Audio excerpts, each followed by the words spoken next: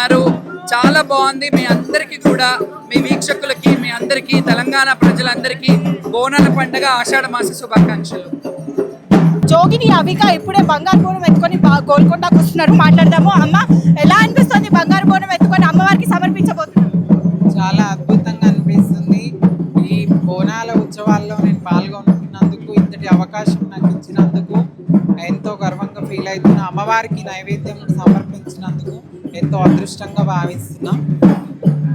ఈ బంగారు పాత్రలో నైవేద్యం అనేది ఉమ్మడి దేవాలయ ఊరేగింపు కమిటీ తరపు నుంచి బంగారు మైసమ్మ టెంపుల్ నుంచి మధుసూదన్ యాదవ్ గారి ఆధ్వర్యంలో ఈ సంవత్సరం గోల్కొండ జగదాంబికకి బోనం అనేది సమర్పించడం జరుగుతుంది.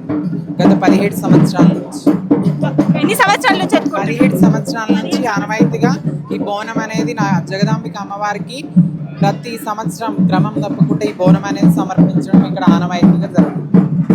సార్ చెప్పండి, ఈసారి ఏర్పాట్లు ఎట్లా ఉండబోతున్నాయి, ఎట్లా చేశారు, అండ్ ఎంతమంది భక్తులు ఈ సంవత్సరం రాబోతున్నారు అనుకుంటున్నారు?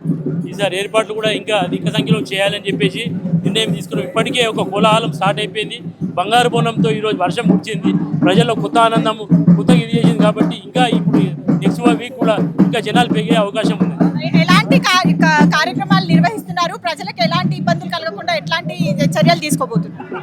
ఈ బంగారు బోనం నుంచి సప్తమాతృకలు సప్త బోనాలు అని చెప్పేసి ఉమ్మడి దేవాలయాల తరపు నుంచి ఉందమ్మా. తొలి బోనం జగదమ్మ తల్లికి, రెండో బోనం వచ్చేసి మన జూబ్లీస్ పెద్దమ్మ తల్లికి, మూడో బోనం వచ్చేసి బల్కంపేట ఎల్లమ్మ గారికి 21 రోజు కళ్యాణం ఉంటుంది. 22 రోజు బోనం ఎక్కిస్తాం.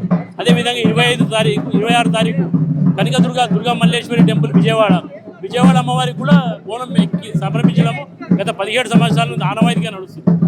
మనం ఎట్లయితే వెళ్తున్నామో విజయవాడ కనకదుర్గ టెంపుల్ నుంచి కూడా ప్రధాన 8 దేవాలయాలకు సారే అని చెప్పేసి ఇచ్చిపుచ్చుకునే దూరంలో అమ్మవారి టెంపుల్ నుంచి మన ఊరు సిటీ కూడా వస్తున్నాయని చెప్తున్నారు.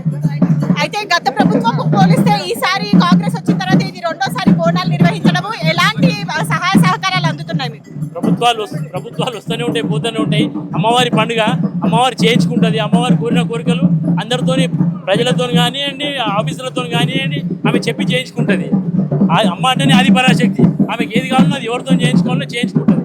అమ్మవారి మొక్కలు ఎవరు చేయకుండా ఉండలేరు.